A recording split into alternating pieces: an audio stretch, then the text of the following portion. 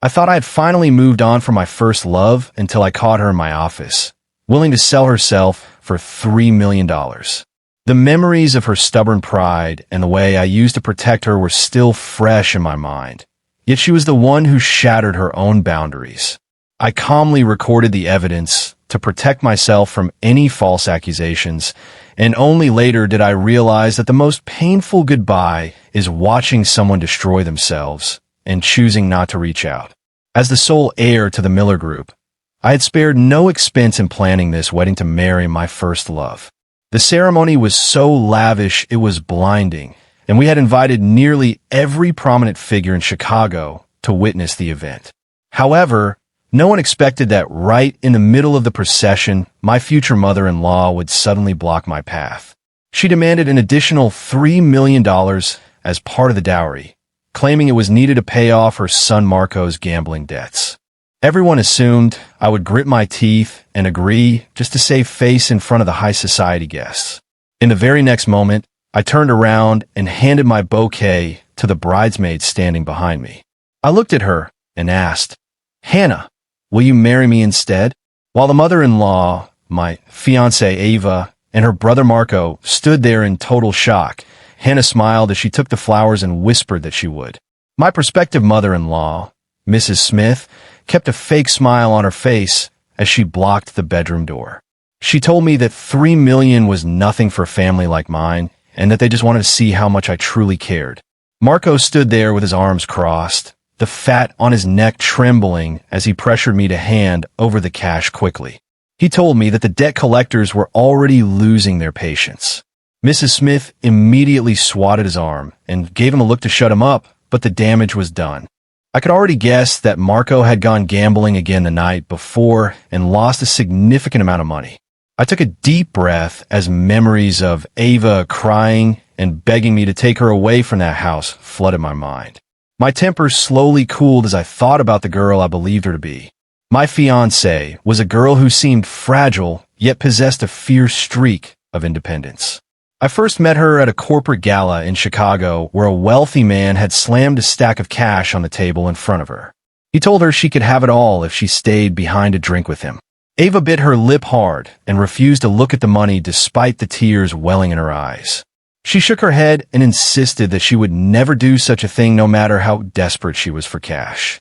The men at the table became enraged and threw the stack of bills directly at her face. The sharp edges of the paper cut into her cheek and left a thin trail of blood. That was when I stepped in to put an end to the harassment. Since everyone there knew I was with the Miller Group, they were forced to show some respect and back down. Ava's face was flushed red as she whispered her thanks to me with eyes full of genuine gratitude. I looked at her and felt a deep sense of compassion. It was rare to find a girl in this day and age who held on to her principles and refused to bow down to money. When I later discovered she came from a family that favored sons over daughters, I made a silent vow that I would rescue her from that living hell. I tried to keep my voice gentle as I spoke to Mrs. Smith, explaining that the wedding had already cost a fortune. I told her that our family assets were a bit tied up at the moment, and raising another $3 million on the spot was difficult. I suggested we finish the ceremony first and discuss the remaining matters privately later on. Marco suddenly snapped at me and asked where they would get the money once I had already taken his sister away. I frowned his outburst, and Mrs. Smith quickly restrained him while trying to smooth things over with a hollow laugh.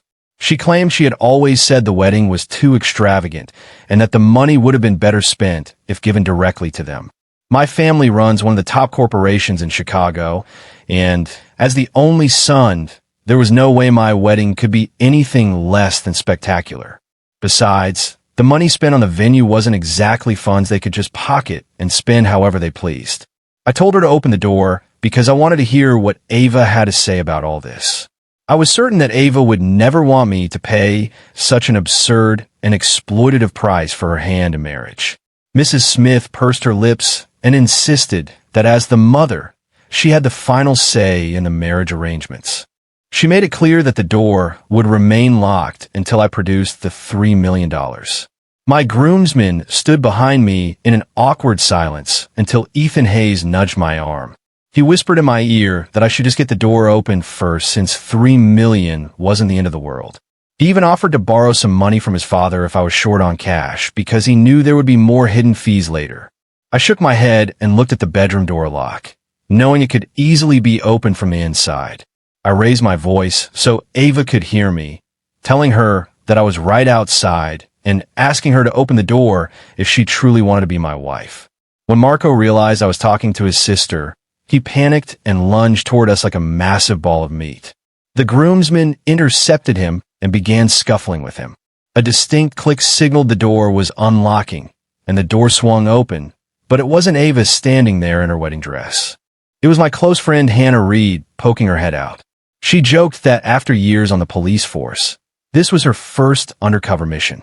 She told me to get inside quickly because she had finally managed to bypass the people trying to keep the door shut.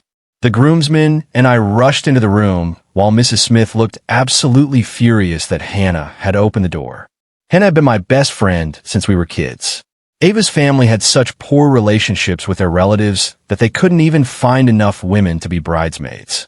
I had reached out to Hannah while she was on leave from the precinct to fill the gap. I marched into the room and asked Ava directly if she was ready to leave with me right now. I told her that all she had to do was nod, and we could finally leave her dysfunctional family behind for good. Ava avoided my gaze for a long moment before finally asking if I had managed to come up with the $3 million. That single sentence felt like a bucket of ice water being poured over my head, chilling me to the bone. Mrs. Smith pushed her way into the room and glared at Hannah for opening the door without permission. She then turned to me with a smug expression and told me that her daughter always listened to her mother. She warned me that the auspicious time for the ceremony was passing and I shouldn't waste any more time. Hannah was stunned by the demand and blurted out that $3 million for a dowry was absolutely insane. Ethan quickly pulled Hannah back and signaled for her to stay quiet. Hannah looked incredibly frustrated but retreated to stand behind me. The room fell into a heavy silence as everyone stared at me, waiting to see how I would react. I looked into Ava's eyes and asked her if this was truly what she wanted as well. I asked her if she would really refuse to marry me if I didn't hand over that specific amount of money. Her eyes turned red again as she whispered that she loved me, but her brother had lost the money gambling the night before. She claimed that if the debt wasn't paid, they would actually cut off Marco's hand, and she couldn't just let that happen. She apologized and said that because he was her brother, she simply couldn't abandon him. My gaze turned cold as I asked if she expected me to keep paying off his debts every time he lost millions after we were married. Before Ava could even open her mouth, Marco jumped in and shouted that of course I would have to help because she would always be his sister. He told me that marrying her didn't mean I owned her and she would always have to look out for him. Ava frowned at his words, but notably did not offer any word of disagreement. It was at that moment that the truth finally hit me and I realized I had been played the entire time. She had promised me that getting married would be her escape from her family and that she would cut ties with them completely. She had sworn she would never bail out her gambling brother again, but it was all a lie. The reality was that she never intended to stop supporting them and only planned to shift the financial burden onto my shoulders. My phone started ringing with calls from my parents asking why we hadn't come downstairs yet since the ceremony was supposed to start. Mrs. Smith looked even more triumphant when she realized my parents were waiting and told me not to be penny wise and pound foolish. She suggested that I could just sign a promissory note for the $3 million if I couldn't get the cash right away, so the wedding could proceed. Ava looked at me with expectant eyes and softly urged me to just sign the note so we could finally be married. Hannah was so angry she tried to step forward again, but Ethan held her back. I heard him whispering for her to stop making a scene. Hannah muttered under her breath about how much of a jerk Ethan was for standing there while I was being bullied. I looked back and saw that Hannah's eyes were actually watering from pure frustration on my behalf. I reached down and picked up the bouquet from the floor before suddenly dropping to one knee in front of Hannah. I asked her if she would marry me instead. Hannah was stunned for a split second until I gave her a quick wink. She understood the plan immediately and gasped in mock surprise, looking at me with eyes that she tried to make look starstruck as she loudly proclaimed that she would. The groomsmen caught on and began cheering to support the charade. Mrs. Smith was the first to react and rushed over to grab my arm with a desperate smile. She started babbling that it was all just a joke and that they didn't need any extra money after all. Ava tripped over her heavy wedding dress as she ran to my side with tears streaming down her face. She asked me with a trembling voice if I was really going to abandon her like this. In the past, seeing her look so helpless would have broken my heart. This time, however, I felt nothing but a deep sense of revulsion toward her. I shook her hand off my arm and told her that I had given her a chance to be saved.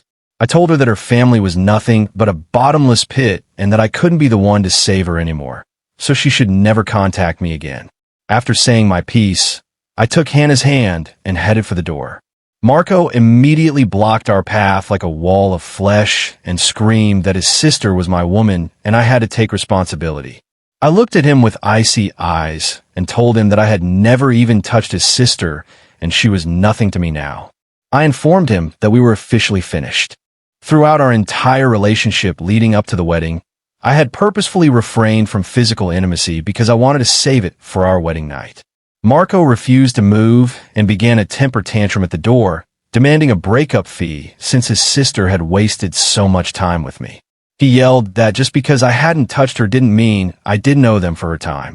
Hannah started tying her hair back and told me she had been waiting for a reason to deal with him. Ethan and I instinctively looked away and covered our eyes. Hannah had always been an expert fighter, and after a series of painful screams, we finally uncovered our eyes. Marco was curled up on the floor in agony, while Mrs. Smith was screaming and throwing herself onto him to protect him. She slapped the ground and shouted every insult she could think of at us. Ava was losing her mind and screamed at me, asking what kind of man I was to have no sense of responsibility. She accused me of being a complete jerk for turning my back on her over a little bit of money after promising to marry her. I didn't even bother listening to her anymore because every word she spoke and every move she made just confirmed that my heart was finished with her. I stepped over the groaning Marco and walked toward the wedding cars with my groomsmen, feeling nothing but exhaustion. Ava had been my first love, and I had truly cared for her enough to fight my parents for a long time to get their approval for this wedding. Ethan started the car and glanced at me as I sat there in silence with my eyes closed until he finally worked up the courage to ask if the wedding was still going to happen. His question reminded me that I needed to call my parents immediately. As soon as the call connected, my mother told me to hurry up and get there. I took a deep breath and told her to cancel the wedding because I should have listened to them from the start. There was a brief silence on the other end as they likely guessed what had happened, and then they told me that not getting married was better than regretting it later. They suggested we just treat the guests to a nice meal and use it as a family reunion. Once I hung up, my phone was flooded with a barrage of desperate calls and iMessages from Ava apologizing and begging for another chance. She claimed her mother and brother had forced her into the situation and threatened to keep us apart if she didn't cooperate. She sent message after message begging me to come back and get her. I only sent one reply, saying that it was over. Then she started tagging me in Facebook posts and sending even more emotional messages asking if I ever really loved her. She reminded me of how I promised to protect her forever and asked if I was really going to give up on her. I could only offer a bitter smile at her words before turning off my phone completely. I spent the next few days in my office replaying everything in my mind and wondering how I had let myself get dragged into such a mess. I had alienated so many people just to marry her, and the wedding had turned into a complete laughingstock. Many people told me I should have just endured it for the sake of appearances. I knew that the longer I stayed with her, the worse the trouble would get with her family. I was certain that the drama they would cause in the future would be never-ending. A sudden commotion outside my office interrupted my thoughts as Ava pushed past my secretary and burst into the room. My secretary apologized profusely, saying she couldn't stop her. I just waved her away and leaned back in my chair, asking Ava what she wanted. Ava stood there pouting with tears in her eyes before kneeling down in front of me and trying to act cute. She blamed everything on her mother and claimed she only did it because she was told they wouldn't let us marry otherwise. She told me she still loved me and begged me to forgive her just this once. I felt nothing but a deep sense of revulsion. I told her to stop calling me, that because we were finished and our paths were no longer the same. She trembled and suggested I was only angry because of the act I put on with Hannah. She insisted that I could never actually be attracted to a woman who was so aggressive and knew how to fight.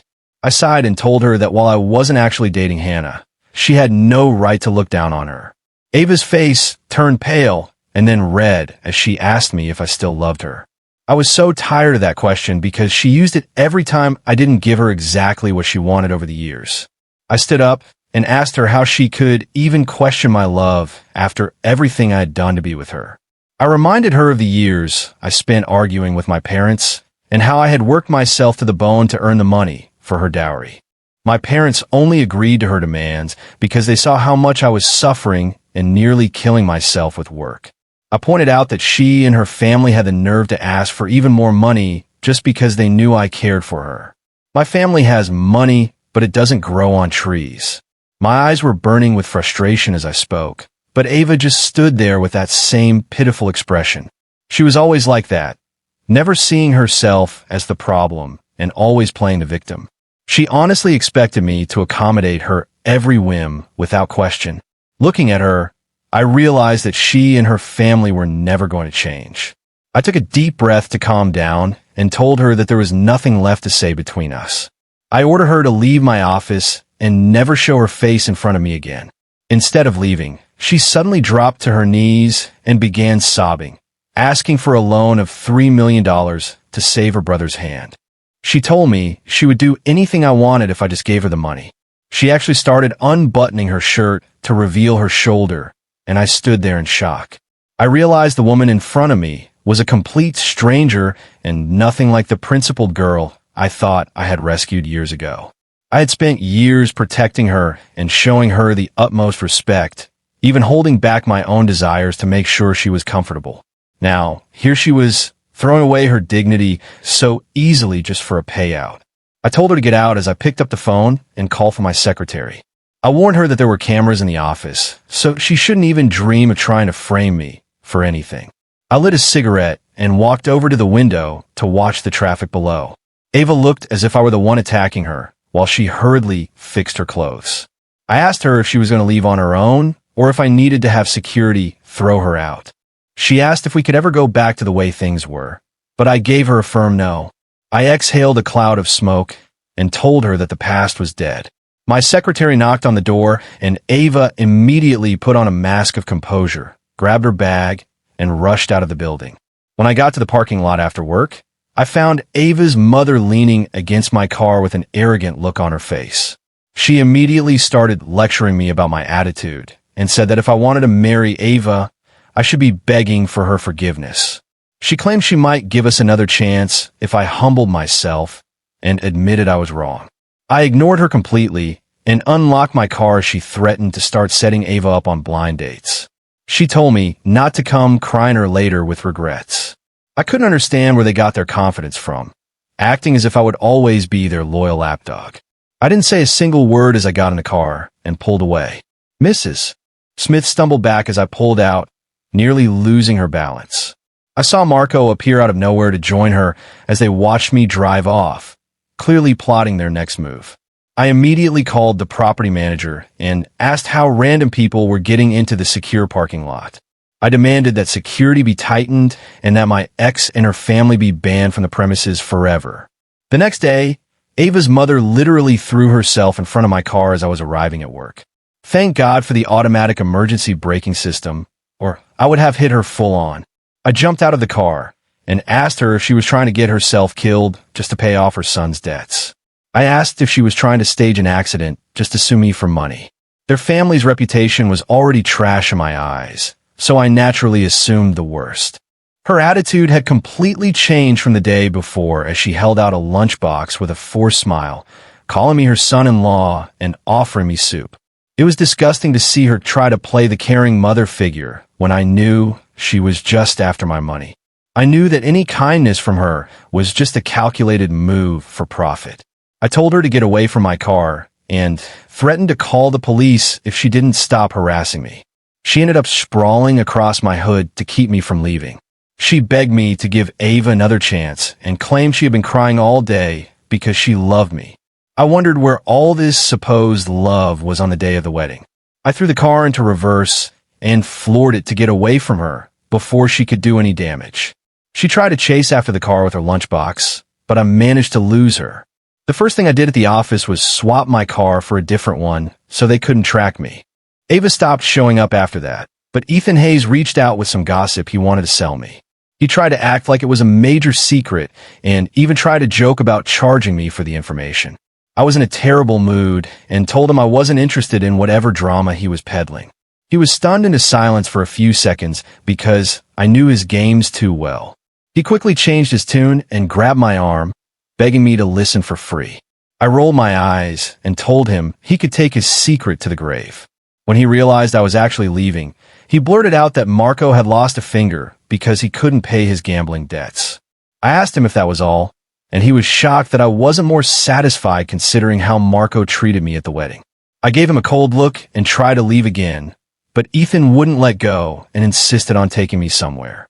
He dragged me to a high-end business gala against my will. I was just about to ask what we were doing there when I saw Ava standing next to a very familiar, obese businessman. It was the same man who had harassed her at the gala where we first met, and his greasy hand was currently wrapped around her waist. I was a bit stunned, but kept my face neutral since we were no longer together. Ava froze when she saw me and tried to look away as if we were total strangers. Throughout the night, the man kept forcing her to drink on his behalf until she was clearly struggling to keep up. I noticed her trying to catch my eye for help. I ignored her because I had helped her in the past when she was being harassed, but this time she was there by her own choice. The man reached out and touched Ava's leg before looking at me with a smirk. He told me he remembered when I used to fight him over her. He took a puff of his cigar and said he knew I was the heir to the Miller Group. He mocked my taste in women and said it wasn't very good. He laughed and said that she was the kind of girl who would go with anyone for a bit of cash. He claimed that plenty of men in their circle had already been with her and mocked me for being young enough to think about marrying her. His comments turned the atmosphere at the table incredibly awkward, while Ava looked like she wanted the floor to swallow her whole. She looked like she wanted to defend herself, but didn't dare to speak, only looking at me again for help. I signaled to Ethan, and he immediately caught on and started acting like he was old friends with the man. He tried to play it off as a drunken joke to ease the tension. I excused myself to go to the restroom because it was painful to see someone I once loved being humiliated so publicly. I looked at myself in the mirror and wondered if I was the fool or if she was the one who was truly pathetic. Ava suddenly appeared behind me with tears in her eyes and insisted she wasn't the person that man described. She claimed she was only there because she desperately needed the money. I told her it didn't matter to me anymore. I tried to walk past her, but she grabbed my sleeve and accused me of being heartless. She blamed her downfall and her brother's injury on my refusal to give her the $3 million. I reminded her that it was her brother who chose to gamble and her choice to be at this party. I shook off her hand and told her that I wasn't going to pay for her family's mistakes. I told her I could destroy them all in a second if I really wanted to. I told her I only left them alone out of respect for our past, but I warned her to stay away from me now. Ava began sobbing uncontrollably as I spoke.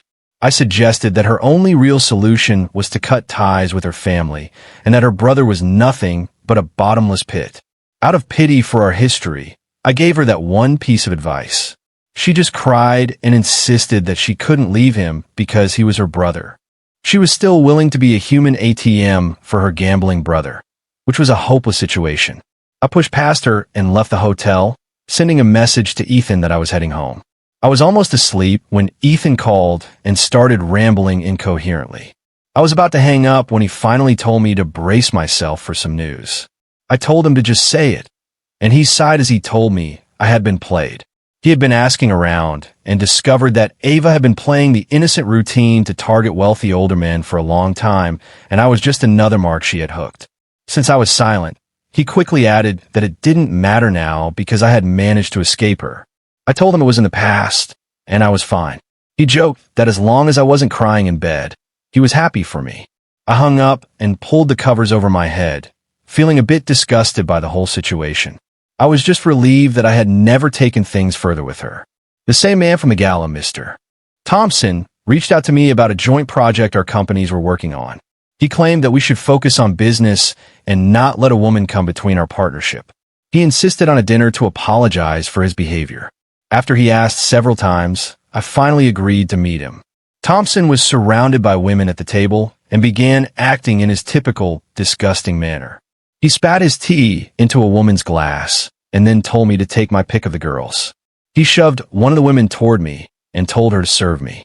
I was embarrassed and asked if we could just talk business and have the women leave. Thompson laughed and called me a romantic as he tried to pour me a drink. I pushed the glass away. He kept smiling and told me that if I didn't drink, it meant I hadn't forgiven him. He offered better terms on the business deal if I finished the glass. I picked up the glass and finished it in one go before turning it upside down to show him it was empty. Thompson's smile turned dark as I suddenly felt my body go limp and realized the drink had been drugged. I slumped back into my chair. He whispered in my ear that I was too naive to compete with him and that the project was already his. He called for someone to come in, and I heard the sound of high heels approaching. He told them to hurry to the hotel room as planned before any of my people could show up. Two women dragged me to a room upstairs while Thompson ordered them to start undressing me. I heard Ava's voice telling him to leave, but Thompson just mocked her and asked why she was still pretending to be innocent after everything they had done. Ava fell silent as the sound of rustling clothes filled the room, while Thompson kept muttering crude remarks. I suddenly opened my eyes and yelled at them to stop what they were doing. Thompson laughed and waved his phone at me, threatening to ruin my company by leaking photos of me in a compromising position with Ava. I asked him what he really wanted, and he told me to pay him $5 million and drop out of the project so he could take over. Ava was standing there without any clothes, hiding behind him and refusing to look me in the eye. I told him he was blackmailing me, but he just laughed and called it a business transaction. I asked if he was afraid of the police, but he just laughed and showed me that he had my phone. He asked me what evidence I could possibly have once they were finished. I laughed and signaled by clapping my hands twice, prompting Ethan and several security guards to burst into the room. Ava scrambled to cover herself with her clothes while I pointed to the hidden button camera on my shirt. I asked him if he really thought I was stupid enough to meet him alone without any backup or protection. Both Thompson and Ava looked at the camera as their faces turned pale. Thompson stammered as he realized I hadn't actually swallowed the drugged drink.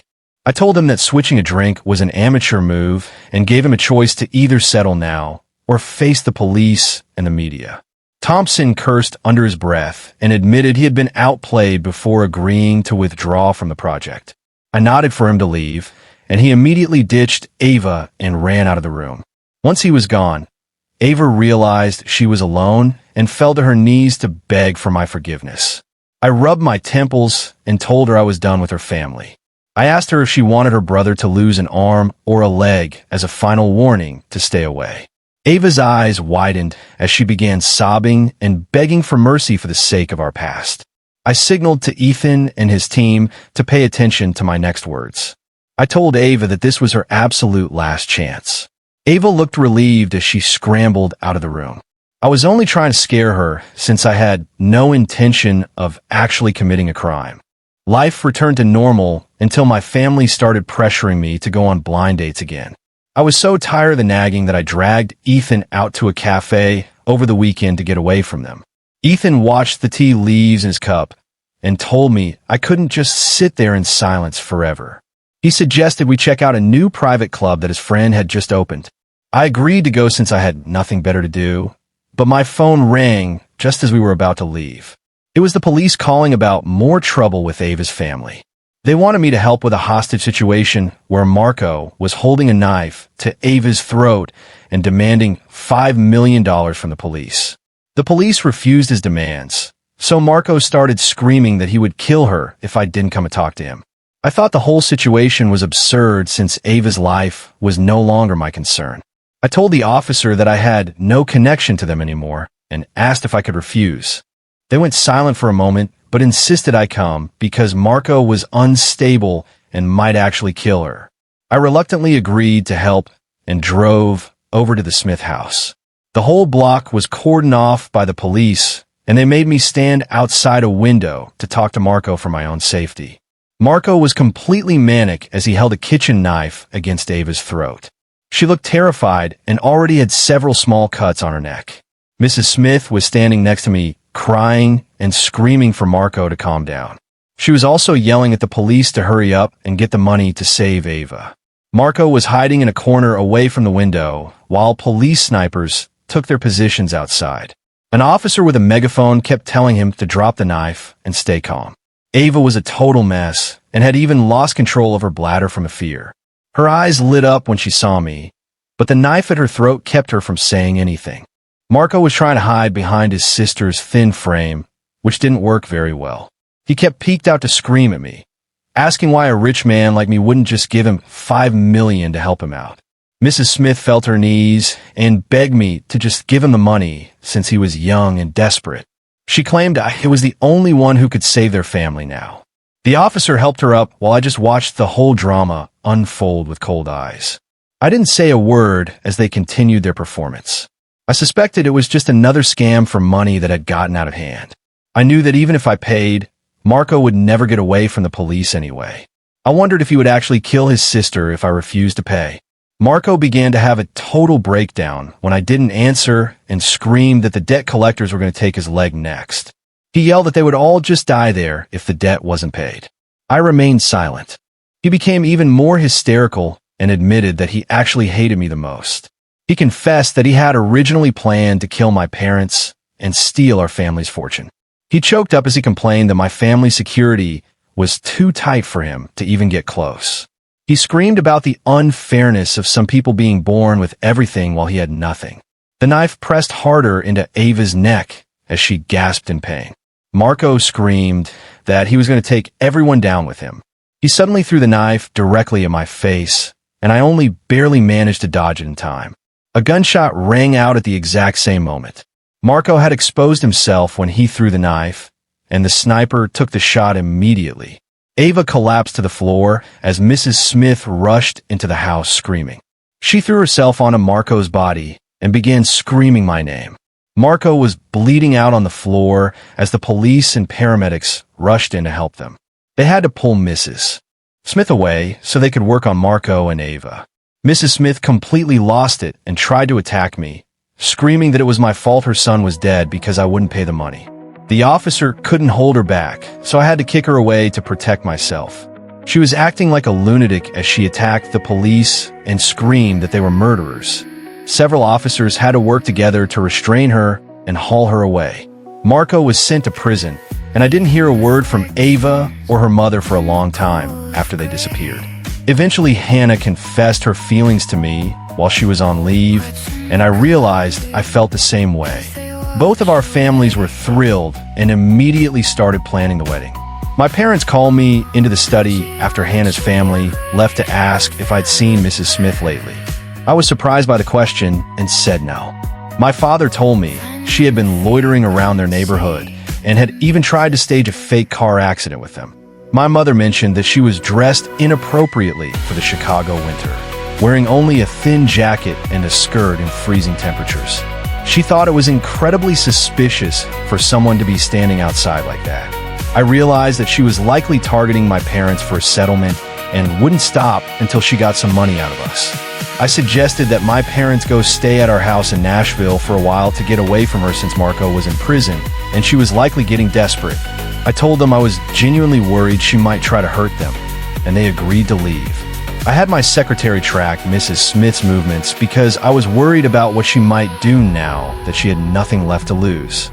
My secretary eventually reported that Mrs. Smith had given up on waiting in my parents' house and had started hanging out at a local community center instead. She apparently managed to hook an elderly wealthy man by pretending to twist her ankle and falling into his arms while they were dancing. She managed to scam $20,000 out of him before his wife and daughter found out and gave her a serious beating. She was finally at a dead end and was being sued by the old man's family. I didn't care to hear any more about her legal troubles. I told my secretary to stop monitoring her because she would eventually get what she deserved. My wedding to Hannah was perfect, and everyone told me they were happy I finally found someone who truly cared for me. Our guests couldn't stop praising Hannah for being beautiful and kind. I looked at my bride and smiled because she had insisted on wearing her police badge with her wedding dress. The traditional compliments didn't really fit her because she looked more cool and heroic than anything else. She was so stunning that she was almost upstaging me in my own wedding. The female guests were all cheering for how cool the bride looked, and I felt like I was barely being noticed as the groom. One evening while we were relaxing, Hannah asked me if I knew what Ava was up to. I told her I didn't care because she was no longer a part of my life. Hannah sat up and told me that she had heard about a case at the precinct that apparently involved Ava. She explained that the debt collectors hadn't stopped harassing Ava after Marco went to prison. Her mother had disappeared, so they targeted Ava and threatened to have her brother killed in prison if she didn't pay. The collectors were lying about being able to reach Marco, but Ava fell for it and promised them she would find a way to make a lot of money if they gave her more time. She actually asked the debt collectors for 2 henchmen, claiming they could help her manage things and keep an eye on the operation. Hannah let out a long sigh and explained that Ava's plan was to lure young women into a trap and then force them into the sex trade while filming them for illegal sites. She is currently facing charges for human trafficking and distributing illegal content, and a conviction on those counts alone could easily land her 10 years or more in federal prison.